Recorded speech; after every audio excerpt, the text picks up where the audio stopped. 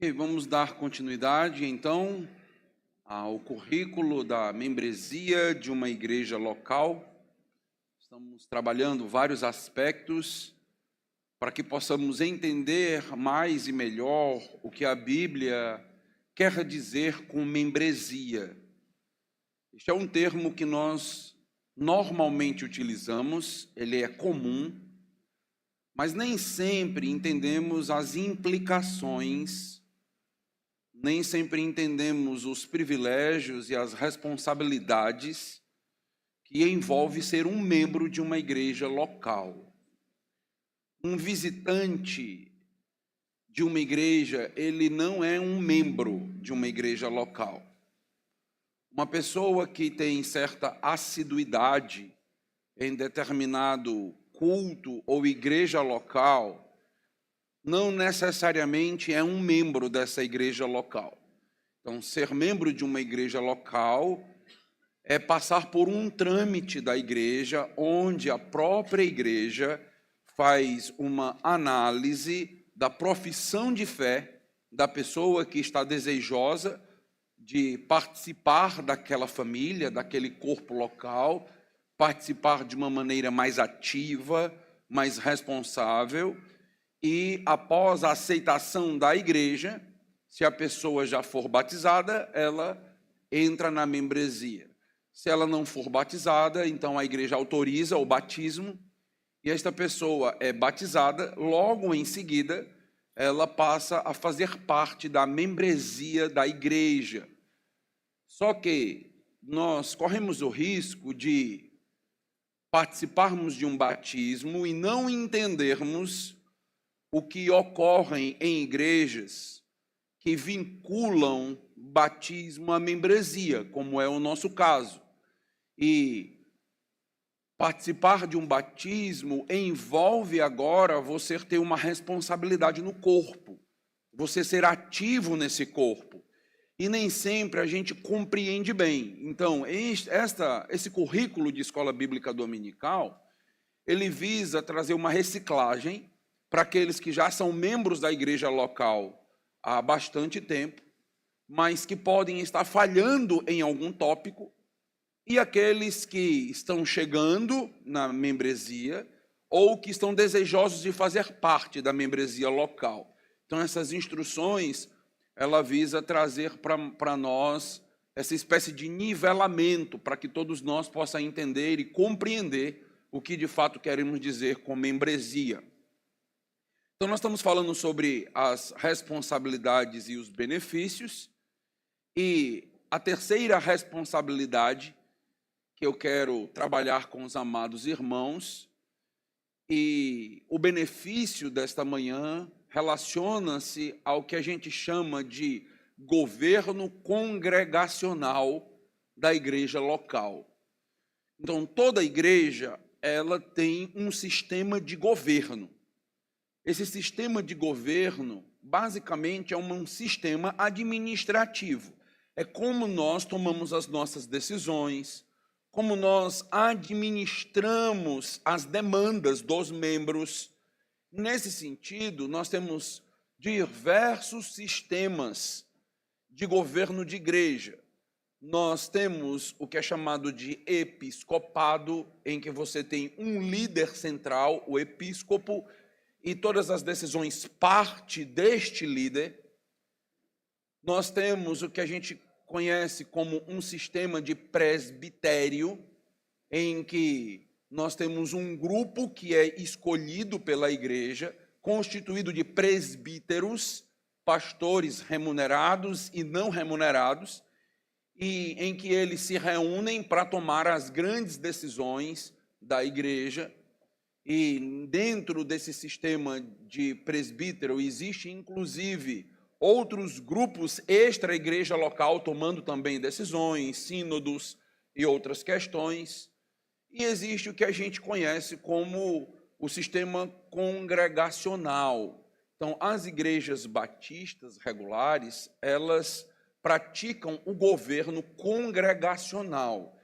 E isto, meus amados irmãos, eu pretendo mostrar que nós assumimos esse governo porque entendemos que, biblicamente, esse governo ele é explícito, ele é evidenciado, mostrado para nós, e entendemos que esse sistema de governo ele tanto responsabiliza os membros, quanto ele traz um grande privilégio para quem faz parte da congregação. Então, entendemos que é um sistema saudável e bíblico, por isso nós temos adotado esse sistema. Então, esse sistema, ele traz a responsabilidade de termos a igreja, a congregação, os membros, servindo como autoridade final de suas decisões. E nós temos vários versículos bíblicos para perceber que as decisões eram tomadas pela igreja. Então vamos abrir algumas passagens importantes. Atos, capítulo de número 6.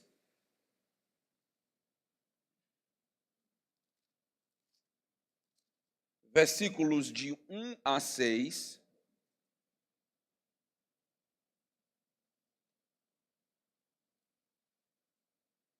Esse texto, ele trata da escolha dos primeiros diáconos para a igreja.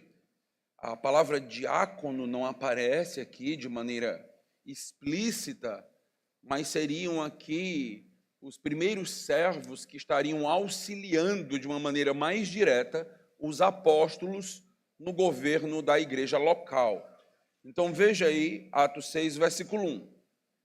Naqueles dias, aumentando o número dos discípulos, a igreja crescendo, houve murmuração dos helenistas contra os hebreus, porque as viúvas deles estavam sendo esquecidas na distribuição diária. Então os 12 convocaram a comunidade dos discípulos e disseram: não é correto que nós abandonemos a palavra de Deus para servir às mesas. Por isso, irmãos, escolham entre vocês 7 homens de boa reputação, cheios do Espírito e de sabedoria, para os encarregarmos desse serviço. Quanto a nós, nos consagraremos à oração e ao ministério da palavra. O parecer agradou a todos. Então elegeram Estevão, homem cheio de fé e do Espírito Santo, Filipe, Prócoro, Nicanor, Timão, Pármenas e Nicolau, prosélito de Antioquia.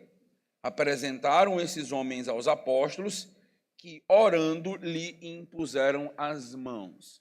Perceba o que está acontecendo. Nós temos uma igreja em plena expansão. Esta é a descrição do livro de Atos. A igreja está se desenvolvendo, crescendo, o evangelho está atingindo várias pessoas. Com isso, a igreja está em crescimento. Todas as vezes que a igreja cresce, novas demandas surgem. Nós precisamos nos readaptar. Então, uma coisa é você ter uma estrutura administrativa, pastoral, para um grupo de 30 pessoas. Outra coisa é você ter uma administração e uma visão para um grupo de 100. Outra coisa é um grupo de 200. E à medida que os membros vão crescendo, as demandas vão surgindo. O que está acontecendo aqui nesse contexto é que, por conta deste crescimento, algumas pessoas estavam se sentindo esquecidas quando havia a distribuição ali para os necessitados. Então, aquele era um contexto em que a igreja era muito ativa em cuidar dos irmãos que não tinham uma condição nem mesmo para se alimentar. Então, a igreja exercia esse papel ativo, espiritual, social, na vida destes novos membros. E alguns estavam se queixando por serem esquecidos. Os apóstolos vão dizer, dentro desse texto, que eles não poderiam se afastar da sua missão principal. Dentro do texto, a missão principal deles, eles estavam exercendo aqui a função praticamente pastoral nas igrejas, enquanto os pastores eram instituídos. eles vão dizer: nossa missão principal é o pastoreio, nossa missão principal é pregar o evangelho, nós não podemos nos afastar da teologia, nós precisamos continuar estudando e ensinando os amados irmãos a respeito da palavra de Deus, e nós precisamos ter uma vida consagrada de oração. Então são os dois tópicos que inclusive regem o livro de Atos: oração e testemunho da palavra.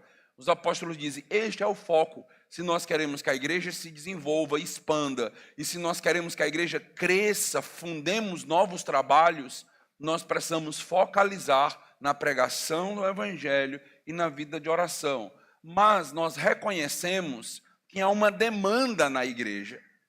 Essa demanda é justa, é necessário cuidar das pessoas, mas nós não temos como fazer isso sozinhos. Se nós ficarmos cuidando de todas as demandas que existem na igreja, nós não teremos como nos dedicarmos à palavra e à vida de oração. Nós não teremos como nos dedicarmos àquilo que de fato é importante que nós façamos, o nosso próprio dom, o nosso próprio chamado. Nesse sentido, meus irmãos, o texto nos diz que eles vão incumbir os discípulos. O que é isso? Eles trazem para a igreja a demanda. E eles dizem: igreja, nós temos uma demanda acontecendo aqui. Nós temos uma solicitação, um problema para resolver. E que nós entendemos que precisamos escolher alguns homens para que eles possam resolver essa demanda. E a igreja, meus amados irmãos, como nós estamos vendo, ela vai escolher esses homens. O que os apóstolos disseram para a igreja? Eles deram para a igreja, basicamente, os pré-requisitos que esses homens necessitariam ter. Então, eles disseram: não escolham qualquer pessoa. É uma demanda espiritual e é para cuidar da igreja de Cristo. Então, nesse sentido, é necessário que esses homens sejam cheios do Espírito Santo. É necessário que o fruto do Espírito esteja na vida deles, seja evidente. É necessário que esses homens possam ser cheios de sabedorias. Por quê? Porque nós estamos falando de resolver uma demanda. Então, são irmãos que estão ali fazendo reclamações, estão se achando negligenciados. Então, estes homens vão ter que lidar com demandas do povo. E eles vão precisar ser sábios para poder lidar com as pessoas, ser sábio para resolver estas questões. Então, o texto nos diz que eles precisavam ser homens cheios de fé. Então, note, eles precisavam crer, ser crentes, ser homens habilitados para que fizessem aquele trabalho. O que esse texto está nos mostrando é que, para ser diácono, não depende apenas de querer, não depende apenas de vontade, depende do teu testemunho, depende da tua vida. Você precisa ser uma pessoa cheia de fé. Fé nas Escrituras tem dois sentidos. Tem a fé subjetiva, que é a fé de crer. Então, alguém que realmente crê. E tem o objeto da fé. Crer em quê? Então, crer na doutrina. Tanto que Judas, na sua carta, vai nos dizer que nós devemos guardar e preservar a fé que nos foi dada de uma vez por todas pelos apóstolos. Fé ali é doutrina. Então, é a palavra. Então, nesse sentido, ser cheio de fé envolve conhecer a palavra, entender a teologia e crer nela, crer na Bíblia, crer naquilo que é teórico, porque não pode ficar apenas no campo da teoria, precisa que a doutrina ela possa decantar para o campo prático. Então, esses homens precisavam desses pré-requisitos. A escolha foi feita pela igreja. No versículo 6 é dito apenas: apresentaram esses homens aos apóstolos. Quem escolheu esses homens? A igreja. A demanda estava lá, os apóstolos instruíram a igreja que elas deveriam escolher homens que tivessem este perfil espiritual piedoso, e a igreja escolheu. Os apóstolos não vão aqui retocar a escolha da igreja.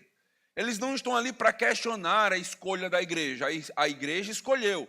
O que eles vão fazer, o texto nos diz, que esses homens foram apresentados e os apóstolos oraram por eles e fizeram uma imposição de mãos. Imposição de mãos aqui não tem nada a ver com derramar unção em ninguém. Imposição de mãos aqui é reconhecimento. Então, é o reconhecimento, eu reconheço a autoridade desses homens, porque eles foram escolhidos pela igreja. Isto é governo congregacional. O governo congregacional é um governo em que a igreja escolhe a sua liderança, em que a igreja escolhe a sua diretoria, os seus líderes de departamento, escolhe inclusive os seus pastores. A igreja congregacional, a reunião dos membros, tem a força ali de eleição da sua liderança. E é o que nós estamos percebendo aqui nas Escrituras, e os apóstolos ratificam aquilo que estava sendo feito pela igreja. Atos capítulo 13.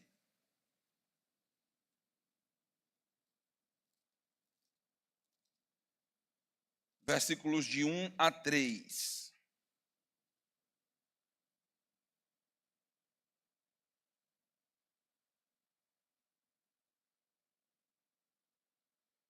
Havia na igreja de Antioquia profetas e mestres: Barnabé, Simeão, chamado Níger, Lúcio de Cirene, Manaém, que tinha sido criado com Herodes, o tetrarca, e Saulo.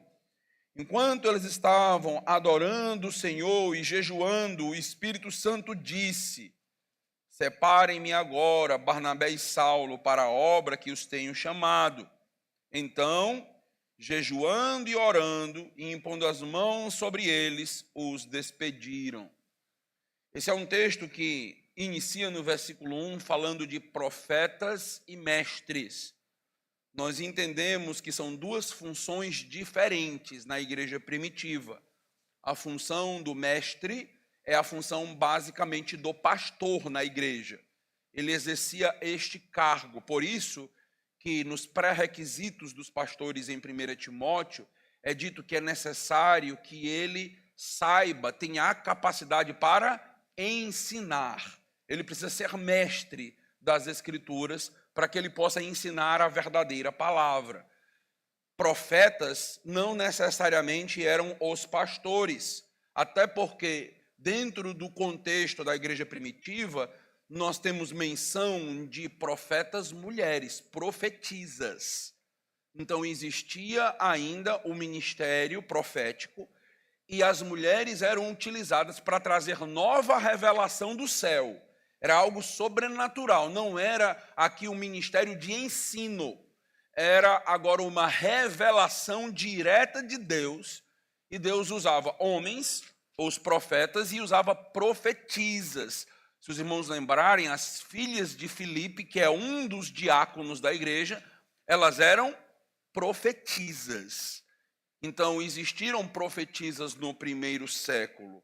Então, isto é diferente. Por isso ele faz a menção aqui de profetas e mestres. É muito comum essa separação nas Escrituras. Profetas e mestres. Inclusive, os mestres tinham uma incumbência de verificar se as profecias que estavam sendo dadas, elas eram de acordo com a verdade revelada. Mas, se você nota, você tem aqui uma relação de homens da igreja: Barnabé, Simeão, Lúcio de Cirene, Manaém. Você tem um grupo de irmãos na igreja que estavam ali em uma reunião de oração, quase como que as reuniões que nós fazemos às quartas-feiras, onde nós nos reunimos para orar pela igreja, pelos departamentos, pela vontade de Deus. E o Espírito Santo, meus irmãos, agiu de maneira miraculosa ali, dando a eles o caminho para que eles pudessem escolher Paulo e Barnabé para que as viagens missionárias se iniciassem. Isto foi uma escolha da igreja de Antioquia. A igreja, ela vai fazer a escolha desses líderes, vai inclusive subsidiar parte dos valores desses líderes, e você percebe que no ministério do apóstolo Paulo, após ele fazer toda uma viagem, ele volta para onde? Para a sua igreja local. Ele volta para a igreja de Antioquia para ele prestar contas à igreja, porque o próprio apóstolo Paulo estava debaixo de uma autoridade. Ele estava instituindo a igreja, mas quando a igreja é instituída, a instituição já se torna maior do que os apóstolos. É incrível isso. Em Atos 15, por exemplo, você vai ver o chamado Concílio de Jerusalém, em que Tiago, o pastor ali, o irmão de Jesus, se torna pastor da igreja de Jerusalém, e ele, inclusive, tem a liderança da igreja à frente dos apóstolos. Então, ele vai liderar a principal igreja da época e já vai, então, estar à frente do concílio que tomaria decisões a respeito do ministério do apóstolo Paulo. Então, a partir do momento que a igreja foi fundada, os apóstolos, então, agora dão à igreja a autoridade que ela realmente tem e merece. Eles lançam apenas o alicerce, o fundamento, mas depois eles mesmos acabam estando ali debaixo da autoridade da igreja local. Capítulo 15, ainda de Atos, versículo 22.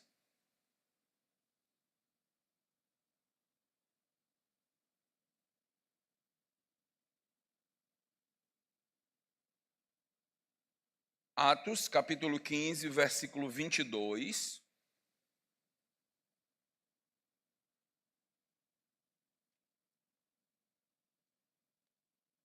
Então pareceu bem aos apóstolos e aos presbíteros, com toda a igreja, eleger alguns homens dentre eles e enviá-los a Antioquia, juntamente com Paulo e Barnabé.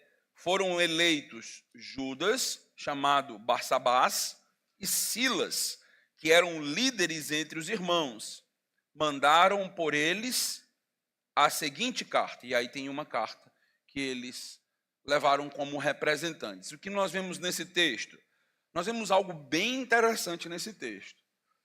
A relação que há entre a liderança da igreja e os próprios membros da igreja. Uma espécie de concordância entre líderes e os membros. Se você percebe, o texto diz que pareceu bem aos apóstolos e aos presbíteros, aos pastores da igreja, com toda a igreja. A decisão não é apenas dos apóstolos, a decisão não é apenas dos pastores, a igreja também é consultada. A igreja também se envolve nesse processo da eleição dos representantes, daqueles que iriam representar a igreja. Então, nesse sentido, meus irmãos, há uma harmonia bíblica muito bonita e nem sempre tão fácil e prática para os nossos dias, em que pastores e igreja precisam andar de maneira harmoniosa. Então a igreja precisa se preocupar com o parecer do seu pastor. E o pastor precisa se preocupar com o parecer dos irmãos. Um não funciona à revelia do outro. Então, é preciso haver uma espécie de casamento aqui. A igreja quer tomar uma decisão que deixa seu pastor completamente desconfortável. É importante a igreja parar, pensar, refletir bem se realmente é aquela decisão que ela quer tomar. Porque o líder espiritual da igreja não está confortável por alguma razão. Qual é a razão? Será que não é o Espírito Santo trabalhando em sua vida, já que é Deus quem dá a ele a incumbência e a direção da igreja? Da mesma forma, a igreja não é de nenhum pastor.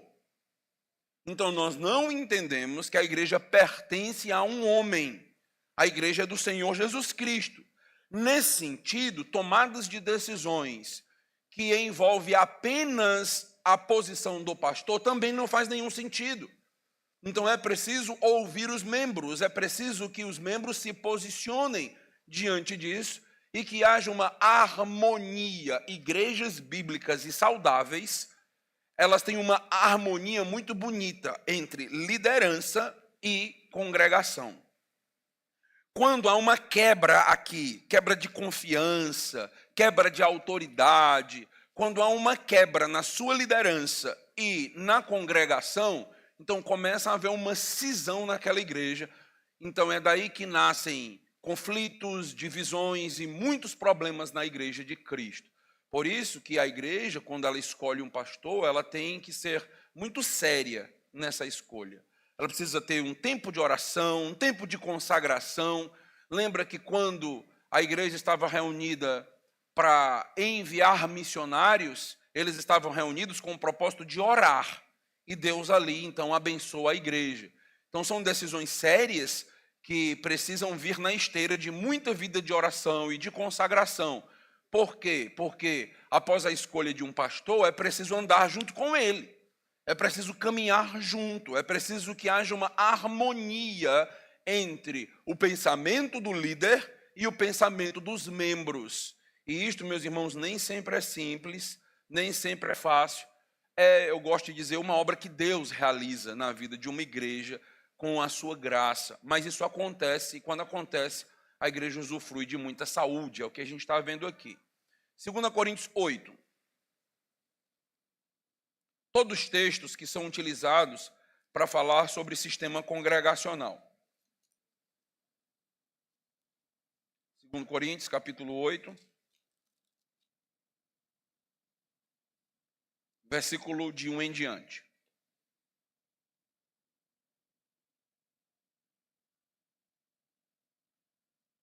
Também, irmãos, queremos que estejam informados a respeito da graça de Deus que foi concedida às igrejas da Macedônia, porque no meio de muita prova de tribulação manifestaram abundância de alegria, e a profunda pobreza deles transbordou em grande riqueza de generosidade. Porque posso testemunhar que na medida de suas posses, e mesmo acima delas, eles contribuíram de forma voluntária, pedindo-nos com insistência a graça de participarem dessa assistência aos santos. E não somente fizeram como nós esperávamos, mas pela vontade de Deus, deram a si mesmos, primeiro ao Senhor, depois a nós. Isso nos levou a recomendar a Tito que, assim como havia começado, também completasse essa graça entre vocês. Mas, como em tudo vocês manifestam abundância, na fé, na palavra, no saber, em toda a dedicação e em nosso amor por vocês, esperamos que também, nesta graça, vocês manifestem abundância. Não digo isso na forma de mandamento, mas para provar se o amor de vocês é sincero, comparando com a dedicação de outros. Pois vocês conhecem a graça do nosso Senhor Jesus Cristo, que sendo rico, se fez pobre por amor de vocês, para que por meio da pobreza deles, vocês se tornassem ricos. Nisto dou a minha opinião, convém que vocês façam isso, vocês que desde o ano passado começaram não só a fazer, mas também a querer.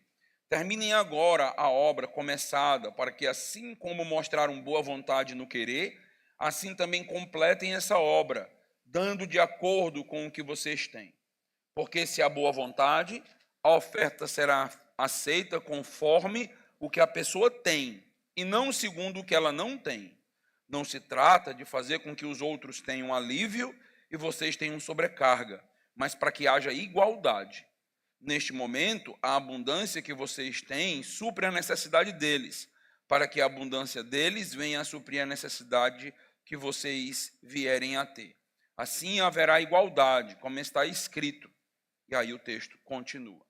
Então, é um texto que fala sobre o levantamento de uma oferta que estava ali acontecendo nas igrejas da Macedônia e da Acaia, para que eles pudessem suprir as necessidades dos crentes judeus de Jerusalém, que estavam passando por uma grande fome, por um período muito difícil. E o apóstolo Paulo diz, olha, a decisão de levantar uma oferta para abençoar essas igrejas foi uma decisão de vocês. Foi a própria igreja que decidiu abençoar. Eu estou apenas incentivando vocês. Já que vocês começaram, terminem. façam a obra com generosidade. Mas o apóstolo Paulo reconhece que isso partiu da decisão dos próprios membros, de poder auxiliar, ajudar e ofertar numa igreja mãe que estava em grande necessidade, em grande penúria, que era o caso ali da igreja de Jerusalém. Então, esses textos eles vão nos apontando para a autoridade da igreja local, em tomar suas decisões, em decidir em relação a seus líderes, em decidir em relação a seus membros, em decidir inclusive em relação às suas finanças. Tudo isso diz respeito ao que a gente chama de sistema congregacional. O Mark Dever ele escreveu vários livros no ministério da igreja saudável. Então nós temos bons livros, hoje inclusive já publicados em português, deste autor. Ele é batista e ele traz uma visão muito boa sobre o congregacionalismo. Ele nos diz o seguinte: o congregacionalismo é apenas o entendimento de que a corte final de apelação nas questões concernentes à vida da igreja local não é o bispo de Roma ou de Constantinopla, falando da igreja do Ocidente e do Oriente, ou de qualquer região, né? Não é uma diretoria internacional, ou uma assembleia, convenção ou conferência nacional. Não é o presidente de uma denominação ou o presidente do Supremo Concílio ou Conselho. Não é um sínodo regional ou uma associação ministerial. Não é um grupo de presbíteros em uma igreja local ou mesmo o pastor. A corte final de apelação nas questões concernentes à vida da igreja local é e deve ser a própria congregação local. Isto é sistema congregacional. Nesse sentido, nós, por exemplo, como Igreja Batista Regular, nós somos filiados a duas associações. Nós somos filiados a uma associação nacional de igrejas batistas regulares, inclusive a sua conferência é bienal. Na última eu fui um dos preletores. E esse ano agora nós temos conferência nacional. Normalmente enviamos representantes. E nós temos uma conferência estadual, que é uma conferência que acontece de maneira anual. E normalmente também enviamos representantes para esta conferência. Porque as decisões tomadas ali, as conversas, as discussões, os parlamentos que acontecem e ocorrem ali, nos diz respeito. Porque nós tomamos uma decisão como igreja local de nos filiar.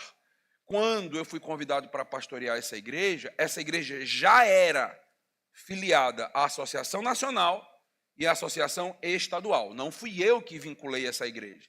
Essa igreja já era vinculada, já tinha tomado essa decisão. E, nesse sentido, nós participamos destas reuniões e assembleias para opinarmos, conversarmos, vermos o que é que nós concordamos, se existe alguma coisa de discordância, alguma tendência de inovação dentro do grupo ou coisas desse tipo. Então, o que é que acontece?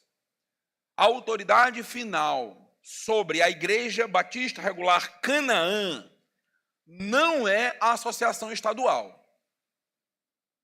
Nós vamos nos reunir em julho na associação estadual. A associação estadual tomou uma decisão. Certo. Ela toma uma decisão, mas nós vamos tomar a nossa decisão se nós concordamos ou não com a decisão da estadual. Se não concordamos, simplesmente nos desfiliamos e acabou-se. Isso é sistema congregacional. Não pode haver uma imposição. Nós não somos convenção. Existe o que a gente chama de Igreja Batista Convenção. Então, aí você tem uma convenção que tem uma certa autoridade sobre a igreja local. Nós somos uma associação, é diferente. Então, na associação, as igrejas voluntariamente estão ali reunidas para edificação, para tomarem decisões que abençoem e ajudem todas as igrejas, desde que todas as igrejas estejam em concordância com aquilo. A nacional toma determinadas decisões. Ah, mas essa decisão foi tomada pela Associação Nacional. A Associação Nacional, ela não é autoridade sobre a igreja local. A autoridade sobre a igreja local, de acordo com os nossos distintivos batistas regulares e de acordo com o sistema congregacional, a partir desses textos bíblicos, é a própria congregação local. Somos nós quem decidimos. Ah, ficamos sem pastor. Quem vai decidir quem vai ser o próximo pastor para a gente? A congregação. Vocês se reúnem, conversam e podem até pedir opinião de pastores mais experientes, pode pedir sugestão da associação, mas não há nenhum tipo de imposição. Ah, vai chegar um pastor aí que a associação impôs. Não existe isso na gente, no sistema congregacional. As escolhas são nossas. E, inclusive, a escolha de continuar filiado ou não. Essa escolha é nossa. E caso percebamos que a associação ela esteja dissonante com aquilo que nós concordamos e cremos, que a associação está mudando sua visão, então não tem nenhum problema a gente se desassociar nesse sentido. Então, por quê? Porque a igreja local, no final, é a grande autoridade, a instância final é a igreja local. Inclusive, acontece um problema na igreja local. A igreja local está numa crise e ela precisa tomar uma decisão em relação ao seu pastor. Está havendo uma dificuldade entre seu pastor e a liderança, alguma coisa nesse sentido. Ah, quem resolve? A própria igreja local. A igreja local ela pode se reunir em assembleia e dizer, vamos convidar um conciliador, porque não está funcionando. O pastor quer uma coisa, o líder quer outra, os líderes querem outra, a diretoria está tendo um cabo de guerra que está prejudicando a igreja. Nós não estamos conseguindo resolver isso. Como é que a gente faz? A gente pode, se quisermos, convidar um conciliador.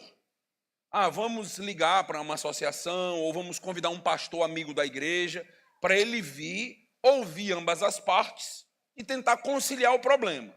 Mas só existe interferência externa numa igreja local se a igreja local solicitar. Enquanto a igreja local não solicitar, não pode haver interferência externa. Isso fere o sistema congregacional. Quem deve resolver isto é a congregação. Ah, o pastor resolveu trazer alguém para conciliar sem entrar em contato com a igreja local. Não pode. Não existe. É preciso que ambos estejam de acordo. Pastor, se a gente está tendo uma cisão, um problema entre líderes, é preciso que os líderes e a congregação concordem com o conciliador. E não simplesmente parta da cabeça do líder ou simplesmente parta da cabeça da congregação. É preciso haver aqui esta conciliação. Mas não existe essa interferência externa. Pronto, vamos ver o que é que o presidente da associação diz. O que ele disser está aceito. A gente pode até chegar a concordar com isso. Pronto, vamos colocar sobre ele e o que ele disser a gente vai concordar, para acabar com o problema.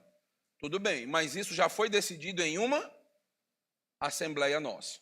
Nada a revelia da assembleia. Entende isso? Entende o valor de uma igreja local, o peso de uma igreja local? A igreja local é mais importante que qualquer associação. A igreja local é mais importante do que qualquer sínodo. A igreja local é mais importante do que qualquer grupo ou sistema para-eclesiástico, como seminários, missões ou qualquer coisa do tipo.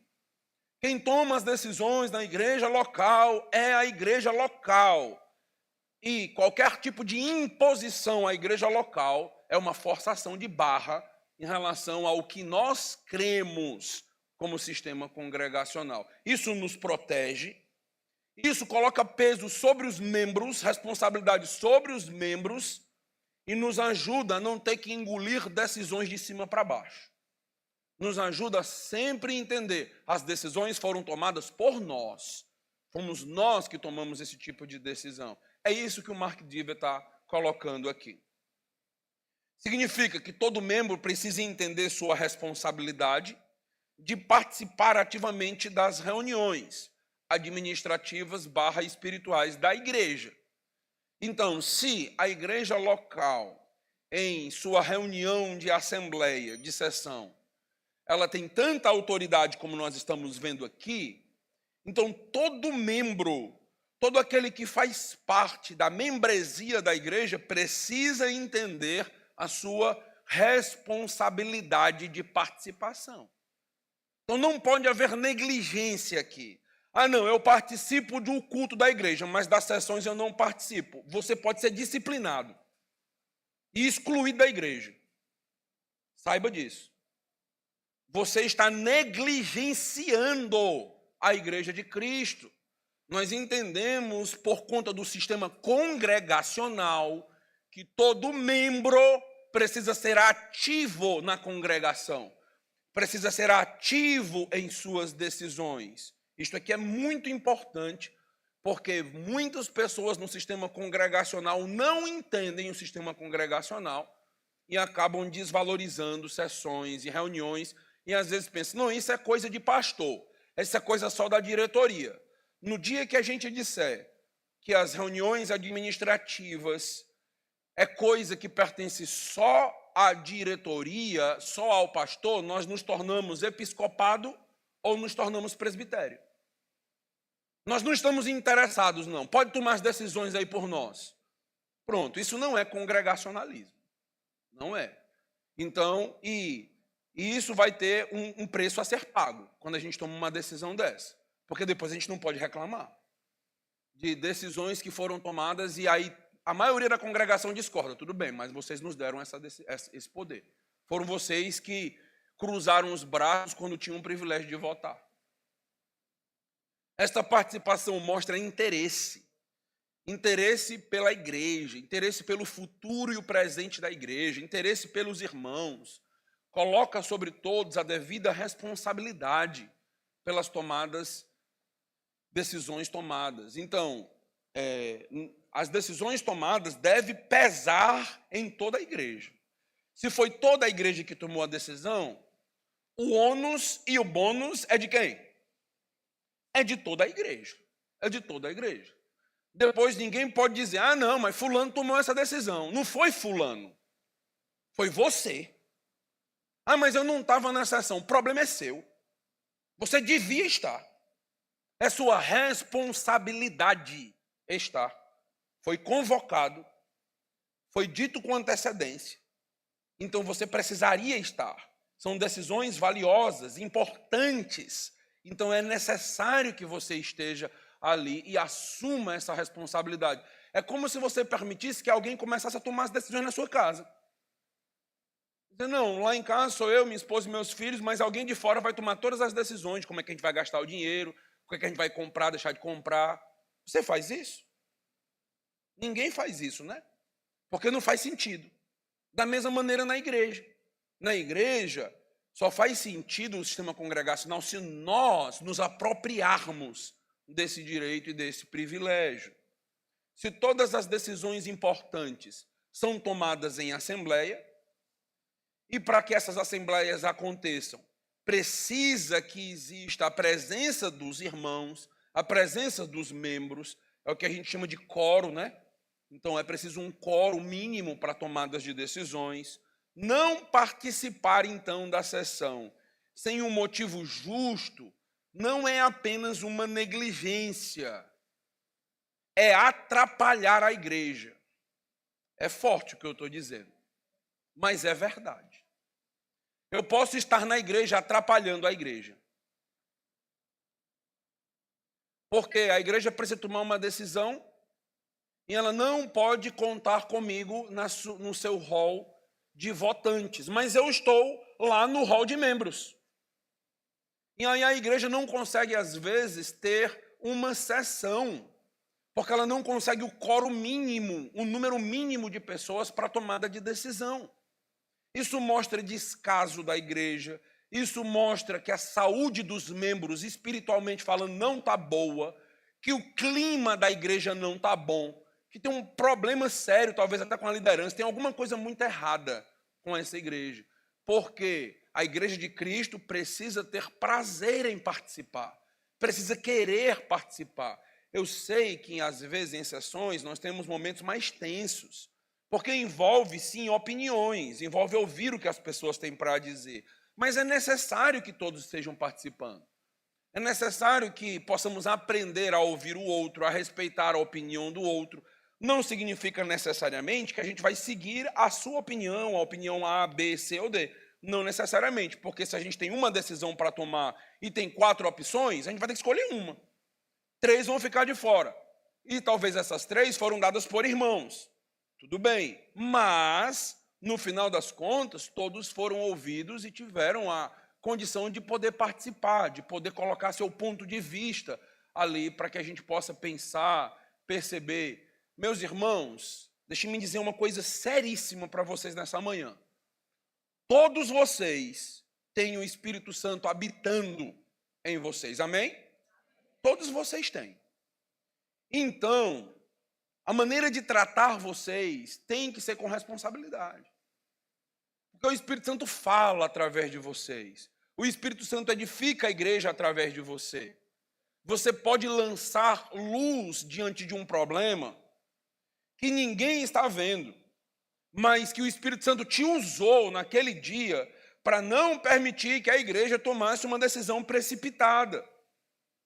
E foi você que Deus usou. Por isso que você precisa cuidar da sua vida de piedade, vida de oração. Vou participar de uma sessão e você precisa pedir sabedoria a Deus para a hora de falar, o que não falar, o que perguntar, o que não perguntar, porque tudo isso, meus irmãos, é o mover de Deus no meio da igreja de Cristo.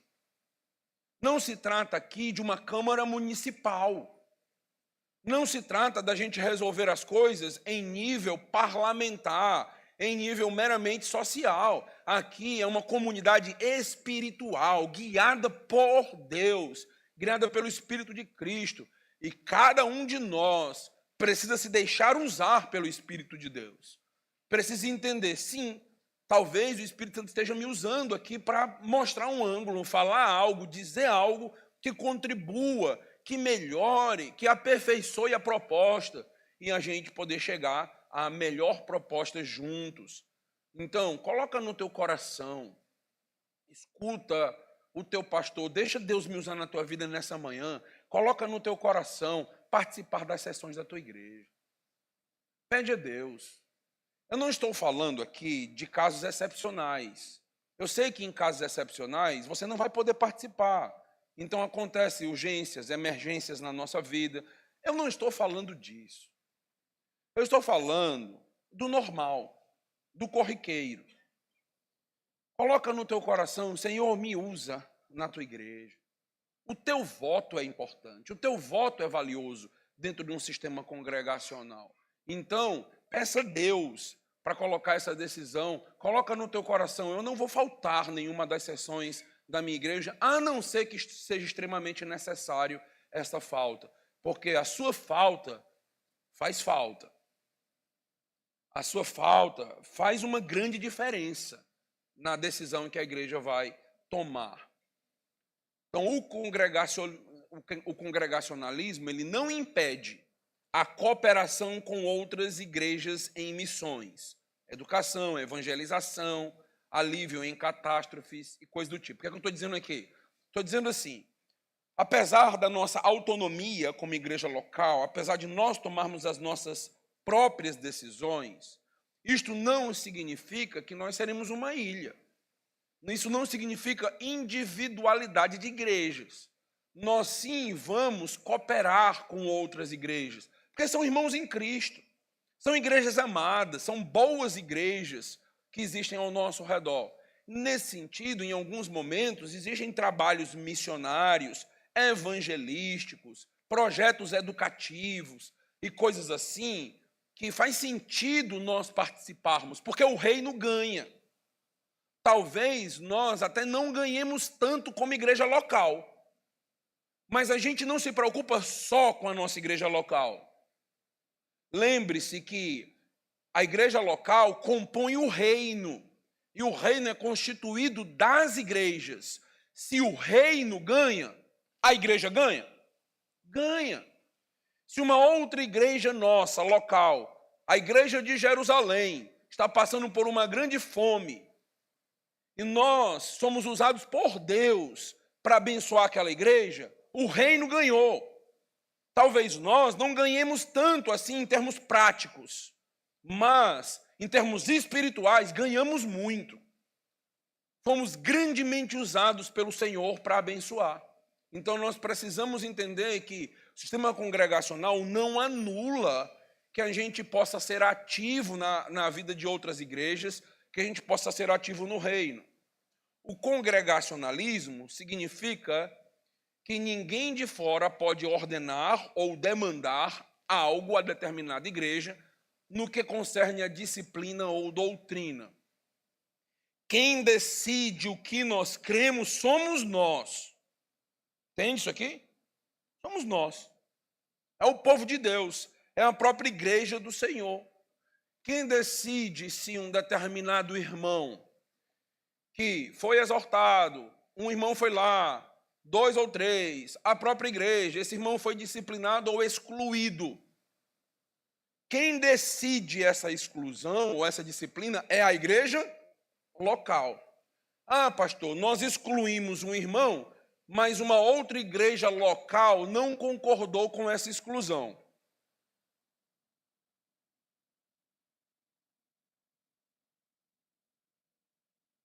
Se essa igreja local não respeitar a decisão da outra igreja local, provavelmente a gente vai cortar a comunhão não é só com aquele irmão, não.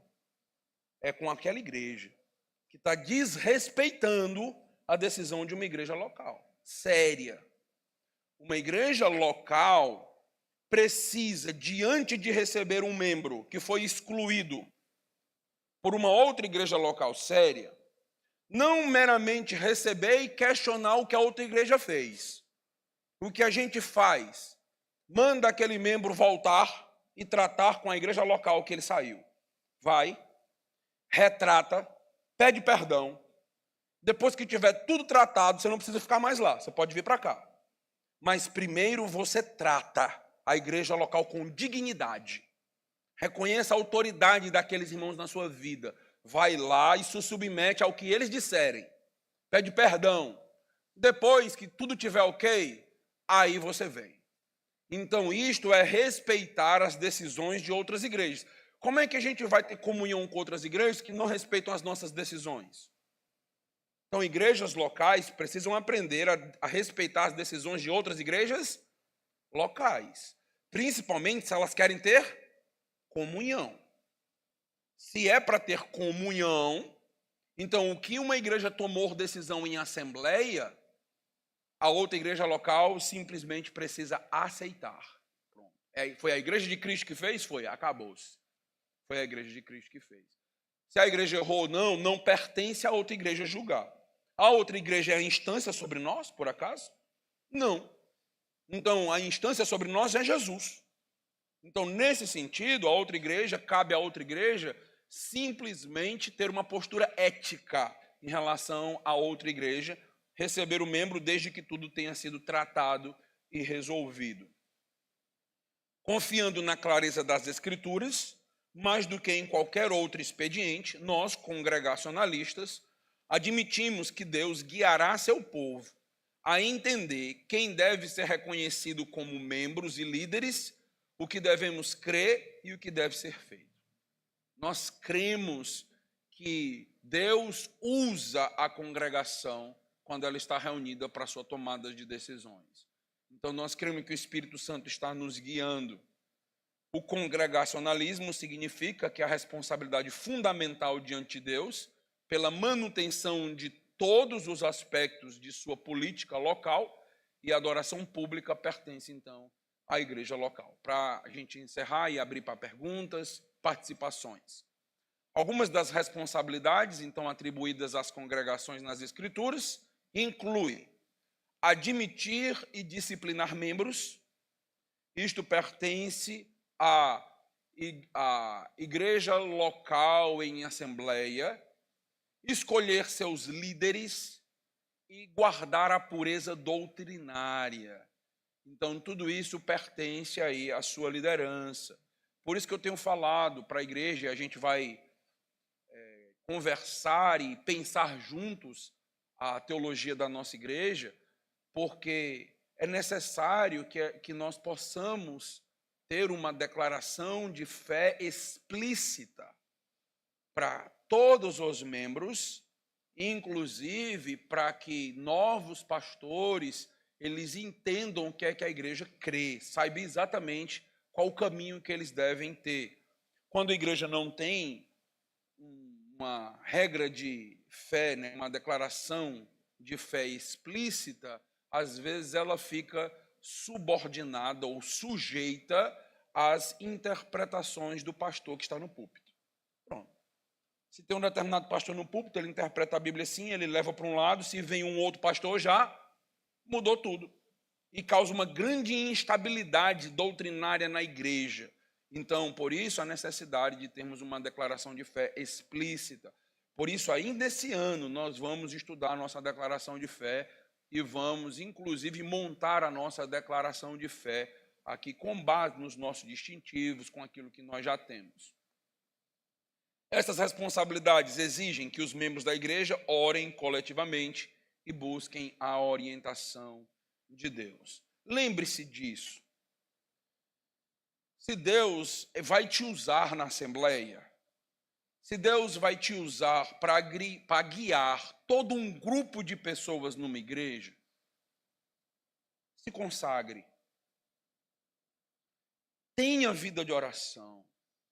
Tenha intimidade com Deus. Tenha temor diante do Senhor. Não abra sua boca se você está vivendo em mundanismo. Se você está dando um péssimo testemunho na sua família, na sociedade, não vive de acordo com as escrituras, não tem compromisso com a igreja local, se cale. Não seja pedra de tropeço, Deus pode te matar. Mas, se você é alguém piedoso, alguém que ama a Deus, não é perfeito, porque ninguém aqui é perfeito. Todos nós estamos num caminho de perfeição para nos parecer mais com Cristo.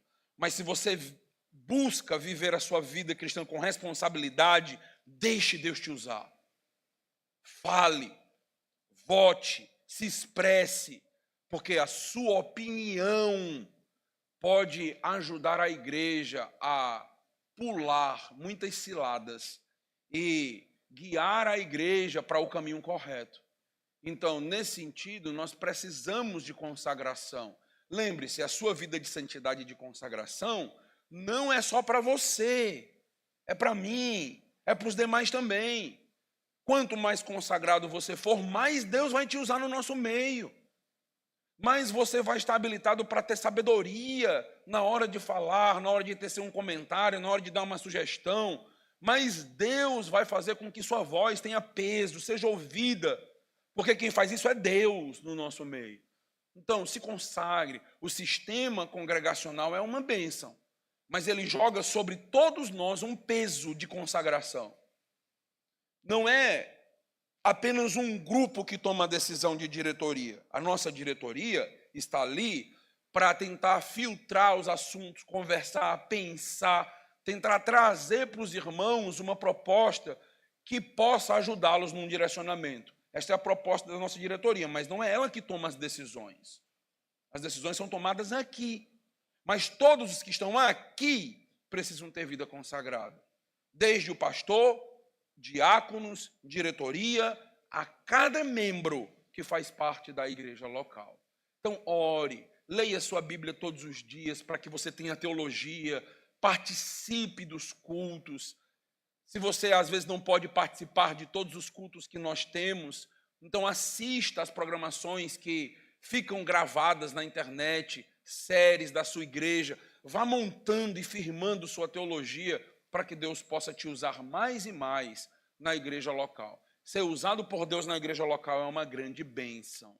Mas também ser mundano na igreja local pode ser uma pedra de tropeço para a sua vida e trazer prejuízo para a igreja local. Quero abrir para os irmãos que tenham algum comentário, alguma pergunta. Irmã Cris, depois irmão Flávio.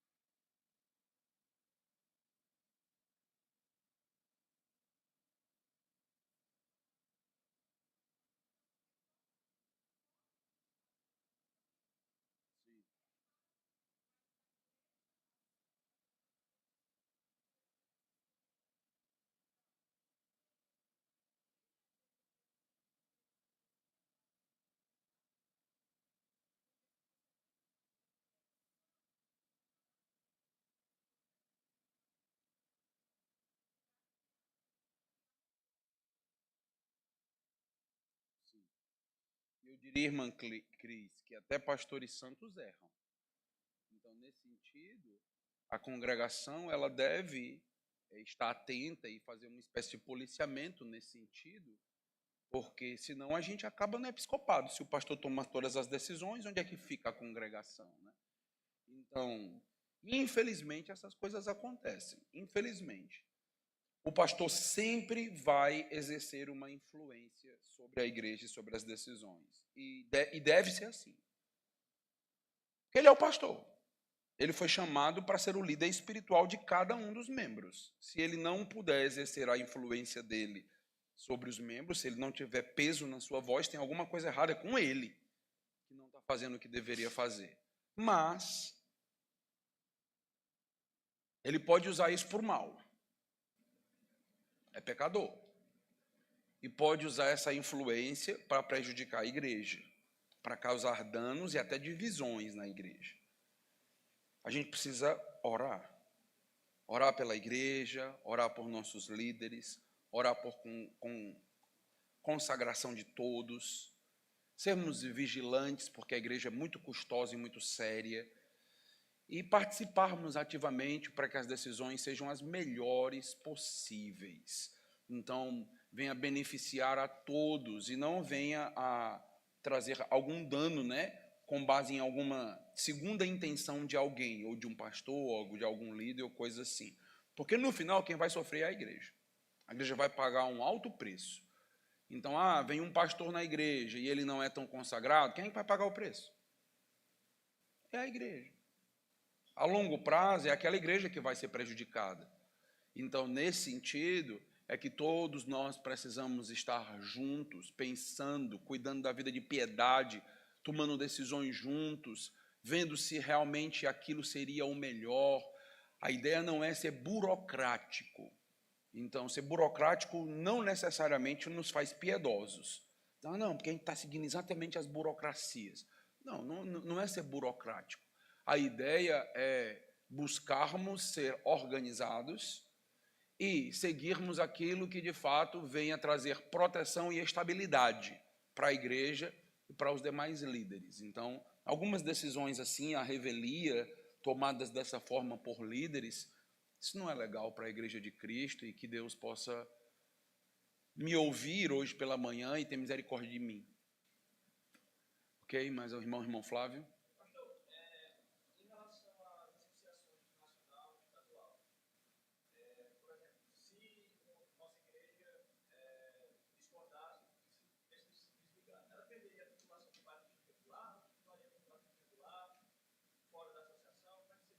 Pronto, não é a associação ou associações que são detentoras do título regular. É a nossa gênese, é de onde nós viemos e o que nós cremos. Então, é a história dos batistas que ela vai afunilando para as nossas crenças de distintivos, e o que nos define a nossa identidade é o que nós cremos. Então, não é porque eu sou da associação que eu sou regular. Na realidade, eu sou regular antes de ser da associação. Porque para se associar, já precisa ser regular. Então, é regular antes. Então, se eu era regular antes da associação, não foi a associação que me fez regular. Entendeu? Então, foi apenas um ajuntamento de igrejas que já eram regulares. Então, não está sobre a outorga de nenhuma associação essa titulação. Nós somos regulares porque entendemos historicamente que os batistas regulares estão certos naquilo que eles creem. É isso. Irmão André?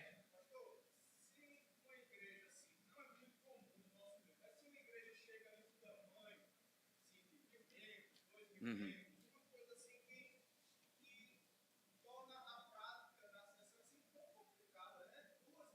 Isso.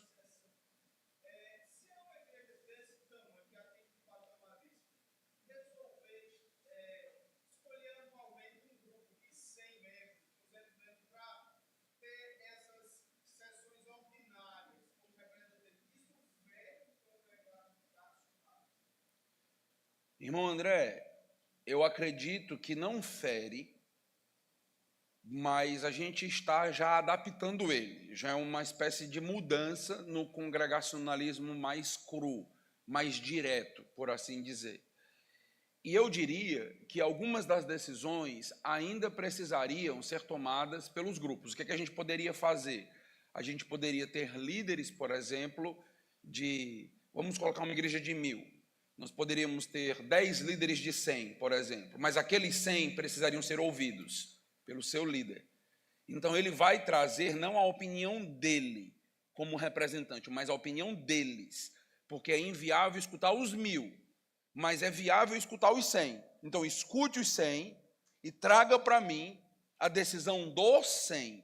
Então, eu diria que isso é um pouquinho diferente, por exemplo, daqueles 100 colocar este para tomar a decisão por eles. Então, isto aqui, eu acho que é esquisito para o sistema congregacional. Mas, dentro de um caso de uma igreja grande, eu diria que este aqui, ouvir a opinião deles e trazer para nós essa opinião, então eu diria, pronto, então isso é válido. Então, seria como se fosse várias assembleias acontecendo, só que menores até a gente conseguir juntar uma grande assembleia com a opinião de todos. Eu acho que eu caminharia por aí. Mais alguém? Ok, vamos ficar de pé, vamos orar, encerrando, agradecendo ao nosso Deus. Deus amado, Deus todo-poderoso, estamos juntos, isso é uma bênção. Se estamos na tua casa é porque o Senhor nos deu saúde hoje para chegar aqui. Força nas pernas para caminhar, dirigir e vir, ó Deus, até este local. Ó Senhor, todos nós precisamos ser gratos ao Senhor por todas as dádivas e bênçãos que temos recebido. E são muitas, são muitas. Nós queremos, ó Deus, exaltar o teu nome pela tua igreja local. Nós queremos, ó Deus, diante do Senhor, confessar publicamente o quanto nós amamos a tua igreja, o quanto ela é valiosa aos nossos olhos. Não permite, Senhor, que nada e nem ninguém venha a causar dano para a tua igreja. E se isso acontecer, nos dê maturidade para lidar com essas situações e sair mais fortalecidos. Te pedimos, ó Deus, a começar por mim, pastor Márcio, os pastores da igreja, consagração e vida de piedade. Nos ajuda, Senhor, a sermos luz, bênção para o teu povo. Nós não queremos atrapalhar os irmãos com os nossos pecados. Nós sabemos que somos pecadores, somos limitados, mas pedimos ao teu Espírito Santo que nos revista de sabedoria para que não atrapalhemos o teu povo no seu crescimento, para que sejamos, ó Deus, bênção para eles, mesmo diante das nossas grandes limitações. Também te pedimos, ó Deus, por nossa diretoria, que o Senhor continue usando, abençoando, consagrando, dando vida de piedade a cada um deles, para que as nossas reuniões, as nossas conversas sejam todas espirituais e visando sempre o melhor para o teu reino. Ó Deus, dentro do sistema congregacional, cada membro tem muito valor. Nós pedimos ao Senhor que coloque esse peso de responsabilidade em cada coração, que cada um de nós assuma a nossa postura no reino, que saibamos, ó Deus, que precisamos contribuir, que precisamos fazer a diferença para que a igreja seja bíblica, para que a igreja seja saudável. Ó Deus, que haja uma santa harmonia no meio do teu povo, mesmo diante das opiniões diferentes. Que possamos, ó Deus, ser maduros o suficiente para lidar com isso. Não é fácil, não é simples, mas precisamos crescer para o alvo de nos parecer mais com Cristo e nos sacrificar pelo teu povo e pela tua igreja. Eu te agradeço por todos os membros que vieram essa manhã, estamos com a igreja lotada, isso é uma bênção do Senhor. E nós te pedimos, ó Deus, que nos traga hoje à noite, para que venhamos, ó Deus, a estudar a tua palavra. Peço que o Senhor me capacite diante do grande desafio que eu mesmo me fiz, de trazer um tema tão desafiador, e que haja crescimento no meio do teu povo, grandes desafios. É o que nós te pedimos em nome de Jesus. Amém. Hoje à noite